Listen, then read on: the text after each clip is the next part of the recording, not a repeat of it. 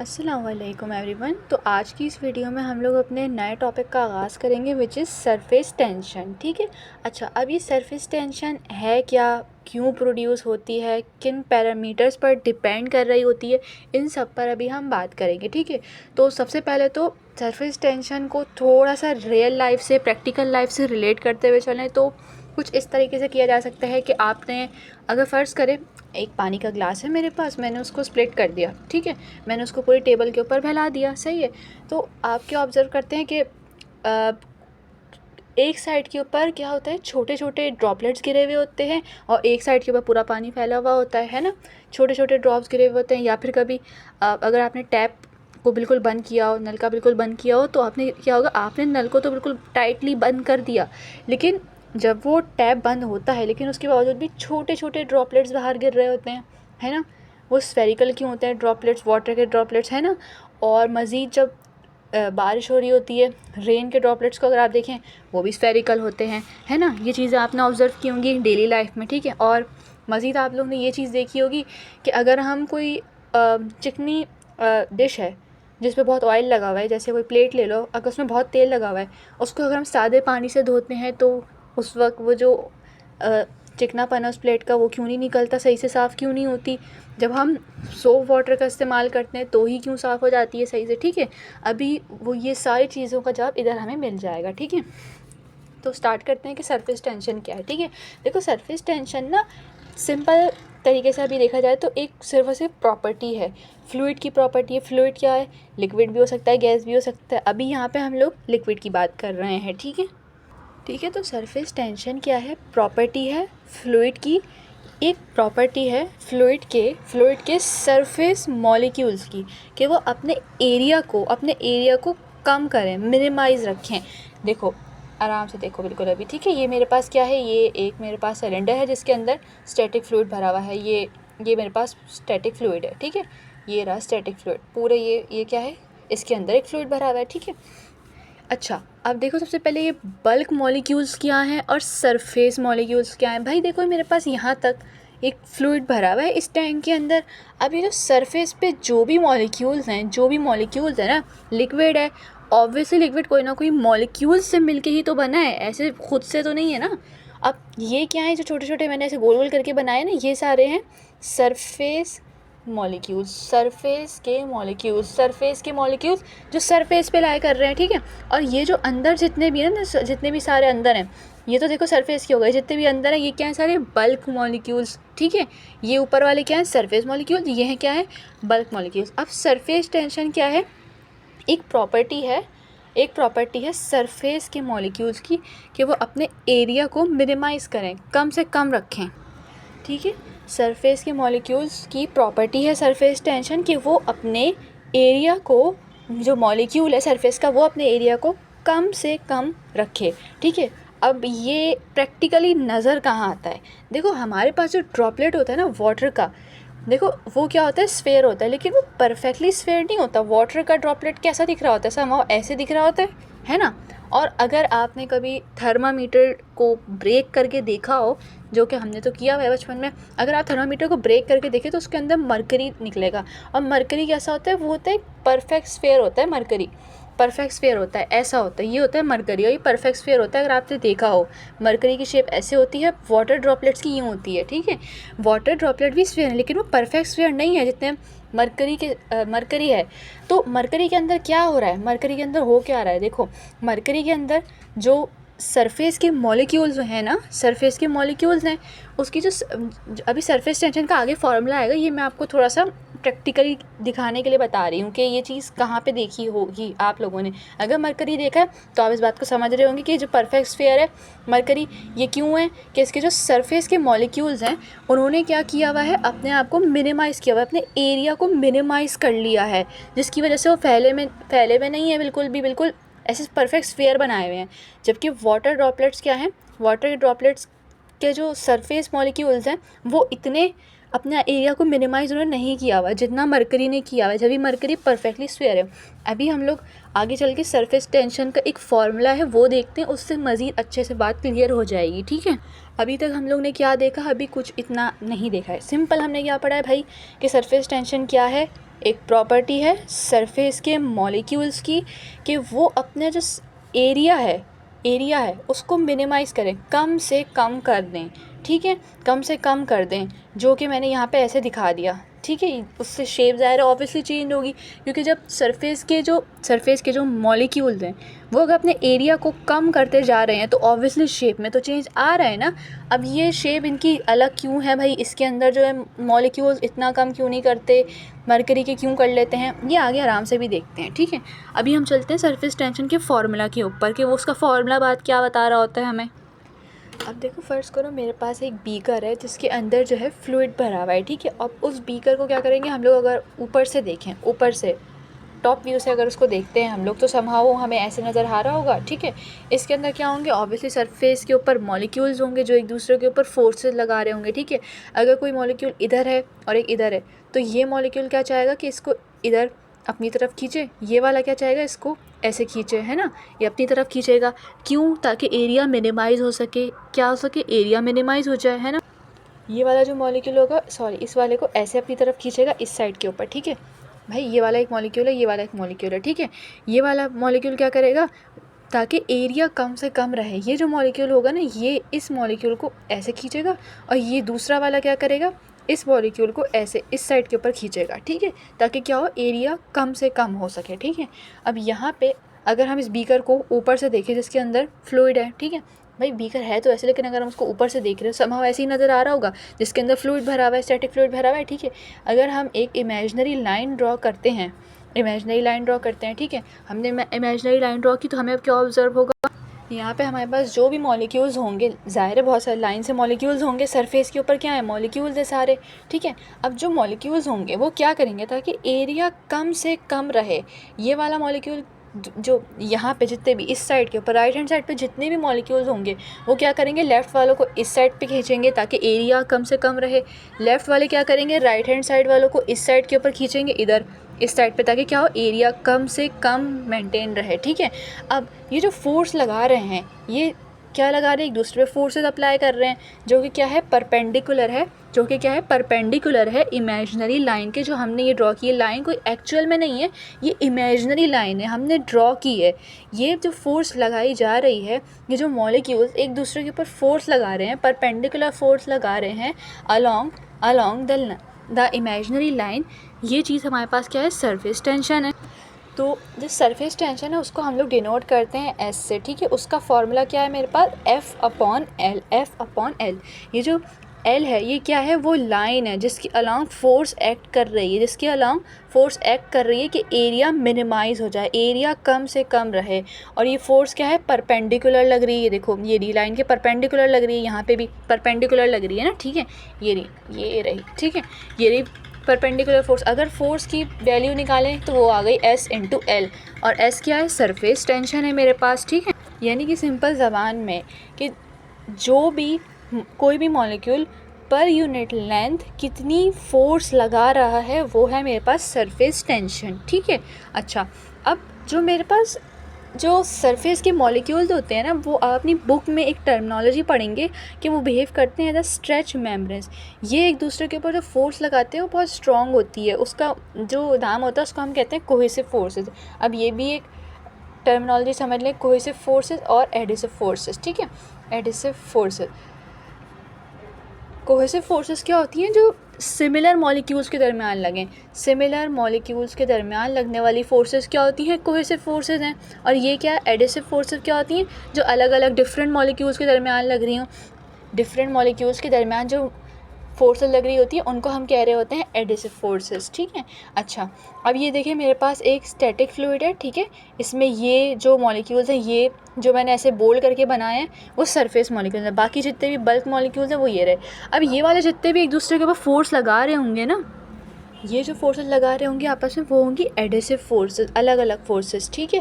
Different molecules के दरमियान जो फोर्सेस लग रही होती हैं। अच्छा, अभी जो सरफेस के मॉलिक्यूल्स होंगे ना, ये जो फोर्स एक दूसरे के ऊपर लगा रहे होंगे वो होगी कोहेसिव फोर्सेस। कोहेसिव फोर्सेस क्या होती है, वो फोर्स जो सिमिलर मॉलिक्यूल्स के दरमियान लगे, सिमिलर मॉलिक्यूल्स के दरमियान लग रही हो, वो हमारे पास सिंपल लैंग्वेज में कोहेसिव फोर्सेस होती हैं। अब ये जो सरफेस के जो मॉलिक्यूल्स होते हैं ना, इनकी जो एनर्जी होती है वो ज़्यादा होती है इनके मुकाबले में बल्क मॉलिक्यूल्स की। क्यों होती है ये भी हम आगे जब पढ़ेंगे ना कि सरफेस टेंशन क्यों एग्जिस्ट कर रही होती है, वो उसी में अभी हम लोग देख लेंगे, ठीक है।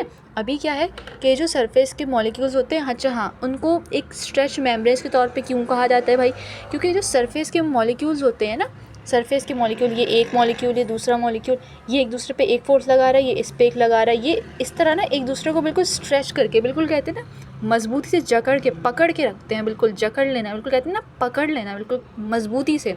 जो कोहेसिव फोर्सेस होती है ना इनके ऊपर, वो लगने वाली बहुत स्ट्रॉन्ग फोर्सेज हैं, जिसकी वजह से एक दूसरे को बिल्कुल स्ट्रॉन्गली ग्रैब किए हुए होते हैं। यही वजह है कि आप अगर कोई पिन वगैरह कुछ वाटर पे अगर सेफली रखते हैं ना, तो वो सिंक कर रही, वो सॉरी वाटर के ऊपर ना लेयर पे फ्लोट कर रही होती है, क्योंकि ये जो सरफेस की मॉलिक्यूल्स होती हैं बिल्कुल एक मेम्ब्रेन की तरह, बिल्कुल कहते हैं ना एक जाल टाइप से बिल्कुल ऊपर बनाता है। जाल वो मैं कह रही हूँ कि बिल्कुल एक दूसरे को फोर्सेज इतनी तेज़ और स्ट्रॉन्ग लगाए हुए होते हैं कि बिल्कुल स्ट्रॉन्ग फोर्सेज होती हैं, एक दूसरे को कहते हैं जकड़ के रखे हुए होते हैं ये वाले जो मॉलिक्यूल्स हैं, सरफेस के मॉलिक्यूल्स, ठीक है। अच्छा, ये वाली बात अभी समझ आती है। अच्छा, अब ये जो एस है, एस क्या है भाई, मेरे पास सरफेस टेंशन है, ठीक है। और ये फोर्स क्या है, कोहेसिव फोर्सेज हैं। क्या है ये, कोहेसिव फोर्स है, कोहेसिव फोर्स, ठीक है। और एल क्या है भाई, ये वो लाइन है जिसके अलॉन्ग फोर्स एक्ट कर रही है ताकि एरिया मेरा मिनिमाइज रहे, ठीक है, ये वो लाइन है, ठीक है। अच्छा, अब यहाँ पे एक चीज़ देखें, जो सरफेस टेंशन होती है ना, ये एक अपने फ्लूइड की ना खुद की अपनी प्रॉपर्टी होती है। जैसे डेंसिटी होती है ना, वो फ्लूइड की अपनी एक प्रॉपर्टी है, वैसे ही सरफेस टेंशन भी है। सरफेस टेंशन हर फ्लूइड की डिफरेंट होती है। जैसे मरकरी की वाटर के मुकाबले बहुत ज़्यादा है। अच्छा हाँ, यहाँ पे ये यूनिट भी देख लें, सरफेस टेंशन का भाई यूनिट क्या है, फोर्स पर यूनिट लेंथ पे कितनी फोर्स लगा रहा है कि एरिया मिनिमाइज हो जाए, वो क्या है, मेरी सरफेस टेंशन है, ठीक है। अच्छा, उसका यूनिट क्या हो गया, न्यूटन पर मीटर, भाई फोर्स पर यूनिट लेंथ है सरफेस टेंशन, ठीक है। अब मरकरी की जो सरफेस टेंशन होती है ना, वो होती है 0.44, ठीक है, न्यूटन पर मीटर। और वाटर की जो होती है वो होती है 0.76 न्यूटन पर मीटर, ठीक है। और जो हमारे पास सोप सॉल्यूशन होता है ना, ये पानी लिया उसके अंदर आपने, अच्छा, तो मेरे पास सोप वाटर होगा, यानी कि सोप वाटर मतलब कि वाटर लिया उसके अंदर सोप मिक्सचर बना दिया उसका, ठीक है। वो जो होगा मेरे पास सोप वाटर की जो सरफेस टेंशन होगी मेरे पास, वो होगी 0.025। ये इनकी अपनी यूनिक प्रॉपर्टीज़ होती हैं। जैसे डेंसिटी ऑलरेडी लिखा है ना वाटर की 1000 किलोग्राम पर मीटर क्यूब है, वैसे ही ये इन फ्लूइड्स की अपनी अपनी सरफेस टेंशन्स हैं, ठीक है। अच्छा, अब ये जो सरफेस टेंशन है, इसके बारे में हमने क्या पढ़ा था, perpendicular force acting per unit length. अच्छा, लेक्चर के स्टार्ट में हम लोग ने एक मतलब छोटी सी एग्जांपल देखी थी, जो मैंने बताई थी कि भाई हमारे पास अगर कोई चिकना बर्तन होता है बहुत ज़्यादा, उसके ऊपर हम सिंपल वाटर डालते हैं, तो वो जो चिकनाई है वो अच्छे से नहीं निकलती, थोड़ी बहुत निकल जाती होगी चलो, लेकिन परफेक्टली तो नहीं वॉश होता ना। जब हम सोप वाटर या फिर कोई सोप वाटर यानी कि जो हमारे पास सोप वगैरह होता है, मैजिक बार वगैरह से अगर उसको धो रहे होते हैं, तो वो ज़्यादा अच्छे से निकल जाते हैं, चिकनाई ख़त्म हो जाती है। क्यों हो जाती है, उसकी वजह यही पता चलती है। जैसे हमारे पास फ़र्ज़ करो कोई डिश है हमारे पास, ठीक है, अब इसके ऊपर बहुत डर्ट जमी हुई है, ठीक है, डर्ट है मेरे पास, इसके ऊपर क्या किया मैंने, वाटर फेंका, वाटर से धोने के लिए डिश को वॉश करना था ना, ठीक है। अब वाटर की मेरे पास जो सरफेस टेंशन है वो क्या है, 0.076। सरफेस टेंशन हमने क्या डिफाइन की थी, perpendicular force acting per unit length, ठीक है। अब जो वाटर की सरफेस टेंशन है वो 0.076 है। इसका मतलब क्या है कि जो वाटर, जब मैंने इसके ऊपर स्प्लिट किया तो वाटर की कोई ना कोई लेयर बनी ना, तो जो वाटर के मॉलिक्यूल्स हैं, क्योंकि इसकी जो सरफेस टेंशन है वो इसके मुकाबले में, सोप वाटर के मुकाबले में ज़्यादा है, तो इसका मतलब है जो वाटर के मॉलिक्यूल्स हैं उन दोनों के दरमियान फोर्स ऑफ अट्रैक्शन ज़्यादा है। इसका मतलब ये जो वाटर के मॉलिक्यूल्स है ये तो अपने आप को अच्छे से अभी से जकड़ के रखे हुए हैं ना, कुछ ना कुछ मतलब वाटर के जो मॉलिक्यूल्स हैं, देखो इनके दरमियान सरफेस टेंशन ज़्यादा होने का मतलब क्या है, परपेंडिकुलर फोर्स जो है वो मॉलिक्यूल्स के दरमियान वो ज़्यादा है, वो जो वाटर के मॉलिक्यूल्स है वो एक दूसरे को पकड़ के रखे हुए हैं, वो अभी डिश के ऊपर जाके सफाई का काम कर ही नहीं रहे हैं, है ना। जब भी क्या है, वाटर की वजह से वो ज़्यादा अच्छे से नहीं निकलती डर्ट, ठीक है। अब मैंने क्या किया, सोप वाटर लेके डाला, सोप वाटर लिया और ये डिश के ऊपर डाल दिया, जो भी चिकनाई वगैरह लगी हुई थी, ठीक है। अब इसकी जो है सोप वाटर की सरफेस टेंशन क्या है, 0.025। वाटर के मुकाबले में इसकी सरफेस टेंशन क्या है, कम है। सरफेस टेंशन कम है से मुराद क्या, गौर से सुनना। सरफेस टेंशन वाटर के मुकाबले में सोप वाटर की, यानी कि पानी के साथ जो भी सोप वाटर है, साबुन वगैरह कुछ भी मिक्स कर दिया है, उसकी जो सरफेस टेंशन है वो इससे कम है। यानी कि जो परपेंडिकुलर फोर्स है मॉलिक्यूल्स के दरमियान जो फोर्स ऑफ अट्रैक्शन है वो कम है। यानी कि जो ये जो लेयर बनी हुई है, मैंने भाई अब इसको डिश को साफ़ किया तो इसके ऊपर जो सोप वाटर की लेयर डाली मैंने, लेयर आ गई ना इसके ऊपर, तो जो लेयर है अब वो क्या होगी, उन दोनों के जो लेयर के मॉलिक्यूल्स हैं ना, लेयर के मॉलिक्यूल्स हैं वो एक दूसरे को कम फोर्स के साथ पकड़े हुए हैं, तो इसका मतलब है वो डर्ट को ज़्यादा आराम से निकाल लेंगे। जबकि वाटर के क्या है, वाटर की देखो ज़्यादा है ना सरफेस टेंशन, यानी कि फोर्स ऑफ अट्रैक्शन ज़्यादा है। वाटर के जकड़ के रखे हुए एक दूसरे को, कुछ तो चलो पहुँच के निकाल देंगे चिकनाई को, लेकिन उतना अच्छे से नहीं जितना अच्छे से ये निकाल सकेगा, सोप वाटर निकालेगा। तो ये हमारे पास एक वजह होती है, ठीक है, जिसकी वजह से हम कहते हैं कि भाई सोप वाटर से हम लोग ज़्यादा अच्छे से डिशेस को क्लीन कर लेते हैं, भाई सिंपल वाटर से नहीं कर पाते। अच्छा, और हॉट वाटर से भाई गर्म पानी को गर्म करके कर दें। अच्छा, ये चीज़ याद रखिएगा, जो सरफेस टेंशन होती है ना, सरफेस टेंशन हमारे पास डायरेक्टली डिपेंड करती है टेम्परेचर के ऊपर। भाई कैसे, देखो सरफेस टेंशन क्या है, perpendicular force acting per unit length. जैसे जैसे हम टेम्परेचर बढ़ाएंगे, जो इंटरमॉलिक्यूलर फोर्स ऑफ अट्रैक्शन है, intermolecular force of attraction molecules के दरमियान पहले ज़्यादा है, वो कम होना शुरू हो जाएगी। टेम्परेचर बढ़ाया, इंटरमॉलिक्यूलर फोर्स ऑफ अट्रैक्शन कम होना शुरू हो गई, ठीक है, जिसकी वजह से क्या होगी, सरफेस टेंशन कम हो जाएगी। तो ऑब्वियसली फिर क्या, हॉट वाटर से जल्दी ये साफ़ हो जाती है जो भी चिकनाई है, ठीक है। अब आखिर में एक छोटी सी चीज़, आई होप सो ये वाली चीज़ समझ आ गई होगी, ठीक है, कि सरफेस टेंशन का यहाँ पे जो भी कॉन्सेप्ट था कि अगर ज़्यादा है किसी की तो क्या रोल प्ले हो रहा होता है, ठीक है। अब भाई एक और चीज़ आती है दिमाग में कि सरफेस टेंशन होती क्यों है, सरफेस टेंशन एग्जिस्ट क्यों करती है, वाई सरफेस टेंशन एग्जिस्ट। अब ये आती कैसे है भाई, क्यों हो रही होती है ये एग्जिस्ट, ठीक है। अच्छा, अब देखो मान लो ये मेरे पास एक फ्लूइड है, ठीक है, एक सिलेंडर है भाई जिसके अंदर फ्लूइड भरा हुआ था। ये जो मेरे पास जितने भी, अगर इसको अच्छे से सही वाले पेज पे कर लेते हैं ताकि बात और क्लियर हो जाए, ठीक है। अब सरफेस टेंशन अभी तक हम क्या कर रहे थे, पहले हमने क्या किया था, पढ़ा था, ये इसकी सिंपल डेफिनेशन से देखा था, फॉर्मूले से देखा था, फिर जो हमारे पास कुछ फ्लूइड्स की जो सरफेस टेंशन थी उससे हमने देखा कि ये जो भी सरफेस टेंशन होगी उसका क्या रोल हो रहा होगा, ठीक है। अब यहाँ पे हम लोग देखेंगे सरफेस टेंशन आ कहाँ से रही होती है। देखो मेरे पास क्या है, ये एक सिलेंडर है, ठीक है, इसके अंदर मेरे पास स्टैटिक फ्लूइड फील्ड है, ये रहा, एक फ्लूइड फील्ड है मेरे पास, ये रहा। और ये क्या है मेरे पास, ये जो मैंने ऐसे गोल गोल करके बनाए हुए हैं ना, ये सरफेस के मॉलिक्यूल्स हैं। क्या है भाई, सरफेस के मॉलिक्यूल्स हैं, ठीक है। अब देखो ये वाला मेरे पास एक मॉलिक्यूल है, ये क्या कर रहा होगा, इसके बराबर में कोई मॉलिक्यूल है, इधर भी है, इधर भी है, इधर भी है, इधर भी है। ये वाला क्या कर रहा है, ये इस पे फोर्स लगा रहा है, बराबर से इस पर एक फ़ोर्स लग रही है, नीचे से भी लग रही है, एक ऊपर से भी लग रही है, इधर से भी लग रही है, इधर से भी लग रही है। यानी कि इस मॉलिक्यूल के ऊपर जो भी फोर्स लग रही है, ऊपर से लग रही है तो उसको नीचे वाला बैलेंस कर रहा है, राइट से लग रही है लेफ़्ट वाला कर रहा है, इधर से लग रही है यहाँ से बैलेंस हो रही है, ठीक है। यहाँ पे भी सिमिलर जितने भी नीचे तक मॉलिक्यूल्स होंगे उन सब पे यही हो रहा होगा। लेकिन जो सरफेस पे मॉलिक्यूल है, ये देखो, ये सरफेस पे जो है ना, इसको मैं यहाँ करके बना रही हूँ, ये रहा, इसको लेफ़्ट से इसको राइट से भी लग रही है, लेफ़्ट से भी लग रही है, यहाँ नीचे से भी लग रही है, यहाँ से भी लग रही है, ठीक है। लेकिन इसके इफेक्ट को ऊपर से कैंसिल करने के लिए तो कोई फोर्स ही नहीं है, क्योंकि भाई सरफेस के मॉलिक्यूल्स तो ये ना, सरफेस के मॉलिक्यूल टॉप के ऊपर बिल्कुल जो मॉलिक्यूल्स लाए कर रहे हैं ना, उनको तो कोई बैलेंस करने के लिए ऊपर से फोर्स नहीं लग रही है ना। तो जो नेट फोर्स डायरेक्ट कर रही है वो कहाँ कर रही है, इन्वर्ट कर रही है इनके ऊपर। फिर जो नेट फोर्स लगेगी वो कहाँ लगेगी, डाउनवर्ड लग रही है ना, क्योंकि ज़ाहिर है ऊपर से तो कोई बैलेंस नहीं कर रहा है।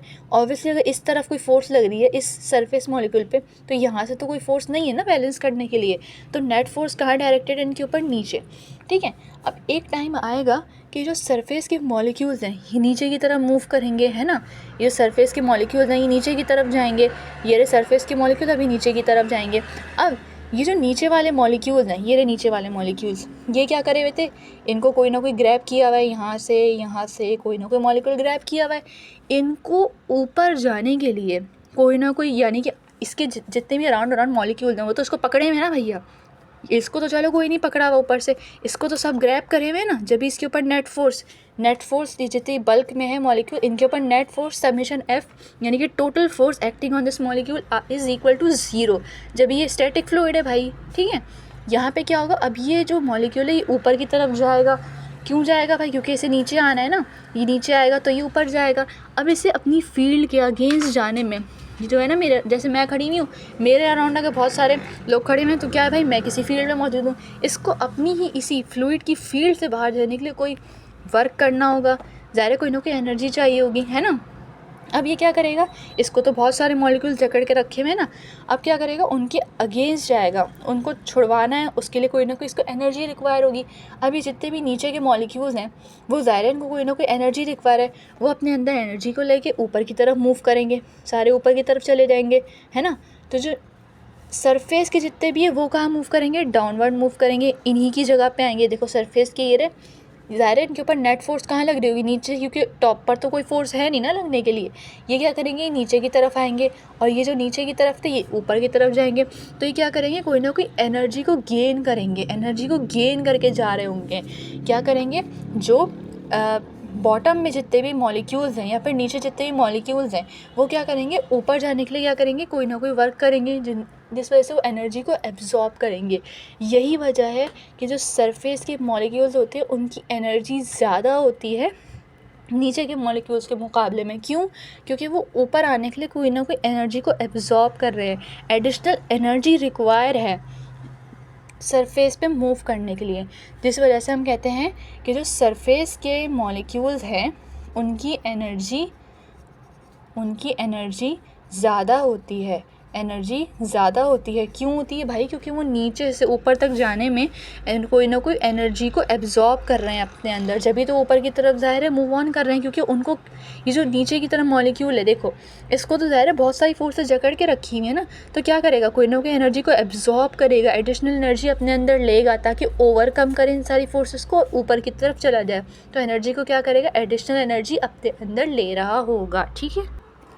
यानी कि जितने भी मॉलिक्यूल्स थे वो एनर्जी को, एडिशनल एनर्जी लेके भाई सब सरफेस के ऊपर आ गए ना, ठीक है, जितने भी थे ऊपर आ गए। तो क्या होगा, जो सरफेस के मॉलिक्यूल्स होते हैं ना उनकी एनर्जी ज़्यादा होती है बॉटम में जितने भी नीचे मॉलिक्यूल्स हैं उनके मुकाबले में। क्यों होती है भाई, क्योंकि वो एडिशनल एनर्जी लेके आ रहे होते हैं, एनर्जी को गेन करते हुए आ रहे होते हैं, क्योंकि उन्हें फोर्सेस को ओवरकम करना है ज़ाहिर है, तो भाई ज़्यादा एनर्जी भी रिक्वायर है ऊपर आने के लिए, टॉप पे आने के लिए, ठीक है। अच्छा, अभी सरफेस पे सारे मॉलिक्यूल्स आ चुके हैं, ठीक है। अगर मेरे पास ये फ्लूइड है, ठीक है, इस टैंक में है, इस सिलेंडर में मौजूद है, अगर मैं इसको किसी बड़े टैंक में बिल्कुल फैला दूँ, फ्लूइड है ना, किसी भी शेप के अंदर डाल दें, किसी भी जार में डाल दें, उसी शेप को इख्तियार कर लेता है ना। मेरे पास बॉटल है, उसके अंदर फ्लूइड भरा हुआ है, पानी भरा हुआ है, उसको अगर मैं किसी बॉल में डाल दूँ तो क्या होगा, बॉल की शक्ल ले लेगा ना लिक्विड, है ना। तो क्या होगा, अगर मैं इसको किसी बड़े रेक्टेंगुलर बिल्कुल इसमें डाल दूँ जार में, तो क्या होगा, जो सरफेस पे मॉलिक्यूल्स हैं फैल जाएंगे। अभी तो कम थे सरफेस पे मॉलिक्यूल्स, यहाँ पे जो फिर सरफेस पे मॉलिक्यूल्स होंगे वो फैल जाएंगे ना, तो क्या होगा, सरफेस पे जो मॉलिक्यूल्स है वो ज़्यादा हो जाएंगे, है ना। क्योंकि अगर मैं किसी बड़े जार में डाल दूँ, अभी अगर मैंने छोटे सिलेंडर में रखा हुआ है, सरफेस के मॉलिक्यूल्स बढ़ जाएंगे, तो क्या होगा, जो सिस्टम की स्टेबिलिटी है ना, सिस्टम की जो स्टेबिलिटी है वो क्या होगी, कम हो जाएगी, वो सिस्टम की स्टेबिलिटी कम हो जाएगी। क्यों, क्योंकि भाई इसका जो एरिया है, इसका एरिया क्या हो गया भाई, अब इंक्रीज़ हो गया है, एरिया क्या हुआ, इंक्रीज़ हुआ। तो सिस्टम की स्टेबिलिटी क्यों है, क्या है, स्टेबिलिटी होती क्या है, मतलब किसी स्टेट पे, किसी मतलब स्टेबल फॉर्म में है। यहाँ पे क्या है, अभी एरिया जो इसका जो एरिया है वो इसके मुकाबले में तो कम है ना, है ना। अब मैंने क्या किया, इसको किसी बड़े उसमें डाल दिया, बड़े उसमें जार वगैरह में, तो उससे क्या हुआ, जो सरफेस के मॉलिक्यूल्स हैं वो भी बढ़ गए, है ना। सरफेस के मॉलिक्यूल्स की ऑलरेडी हमने क्या देखा है, जो एनर्जी है वो ज़्यादा होती है, एनर्जी ज़्यादा होती है ऑलरेडी, उसको मैंने किसी उल्टा बड़े उसमें रख दिया, तो सरफेस के मॉलिक्यूल जब बढ़ गए तो क्या हुआ, अल्टीमेटली एरिया भी बढ़ गया, एरिया बढ़ गया तो क्या हुआ, मेरे पास जो स्टेबिलिटी है, स्टेबिलिटी क्या हो गई, कम हो गई, स्टेबिलिटी कम हो गई। तो इन ऑर्डर कि मेरा एरिया हम कम, देखो इन ऑर्डर कि मेरा एरिया हम कम क्यों रखा, कम क्यों हुआ फ्लूइड से? वो इस वजह से हुआ ताकि स्टेबिलिटी ज़्यादा रहे, स्टेबिलिटी ज़्यादा रहे। स्टेबिलिटी ज़्यादा होगी अगर मॉलिक्यूल्स कम होंगे सरफेस पे, तो क्या होगा अल्टीमेटली स्टेबिलिटी सिस्टम की ज़्यादा होगी। उससे क्या होगा, एरिया हमारा मिनिमाइज़ रहेगा। जो एरिया मिनिमाइज़ की बात हो रही थी वो इसी वजह से हुई थी कि जो एरिया होगा जो हमारा मिनिमाइज़ रहेगा, छोटा से छोटा रहेगा, कम रहेगा, तो सिस्टम क्या होगा, स्टेबल होगा ज़्यादा। क्यों? क्योंकि भाई इतने ज़्यादा सरफेस के मॉलिक्यूल्स ही नहीं होंगे। सरफेस के मॉलिक्यूल्स की क्या है, एनर्जी ऑलरेडी ज़्यादा है। सरफेस के मॉलिक्यूल्स की एनर्जी ऑलरेडी ज़्यादा है, ठीक है। यही वजह है कि एरिया मिनिमाइज़ रहता है। एरिया जितना मिनिमाइज़ रहेगा उतनी ही सिस्टम की स्टेबिलिटी ज़्यादा होगी, जिसकी वजह से सिस्टम की स्टेबिलिटी ज़्यादा होगी। स्टेबिलिटी ज़्यादा होने का मकसद क्या है, जो सरफेस पे मॉलिक्यूल्स हैं, सरफेस मॉलिक्यूल्स जिनकी एडिशनल एनर्जी लेके ऊपर आए हैं वो कम होंगे जब भी तो स्टेबिलिटी सिस्टम की ज़्यादा है, सिस्टम स्टेबल होगा, ठीक है। अगर मैंने किसी बड़े एरिया में इसको शिफ्ट कर दिया तो अब क्या हुआ, अब तो सारे ज़्यादा मॉलिक्यूल्स हो गए सरफेस पे। वो जो सरफेस के मॉलिक्यूल्स हैं उनकी एडिशनल एनर्जी, वैसी जो एनर्जी है उनकी जो एनर्जी होती है ना सरफेस के मॉलिक्यूल्स की, उसको कहते हैं सरफेस एनर्जी। सरफेस एनर्जी ज़्यादा हो गई। क्यों ज़्यादा हुई? क्योंकि एरिया ज़्यादा हो गया। अब स्टेबिलिटी क्या है, अब कम हो गई। अब सिस्टम मेरा स्टेबल कम हो चुका है। स्टेबिलिटी मेंटेन रहने के लिए जो एरिया होता है, यही वजह है हमारा मिनिमाइज़ रहना चाहिए। एरिया मिनिमाइज़ रहेगा, कम से कम रहेगा, तो क्या होगी, अल्टीमेटली स्टेबिलिटी कम होगी हमारे पास, ठीक है। आई होप ये वाली बात आपको समझ आ गई होगी और सरफेस टेंशन का टॉपिक क्लियर हो गया होगा, ठीक है। और अगर अब भी इसमें कोई कन्फ्यूज़न या क्वेरी है तो आप मुझसे कमेंट सेक्शन में कोई भी क्वेश्चन पूछ सकते हैं, ठीक है।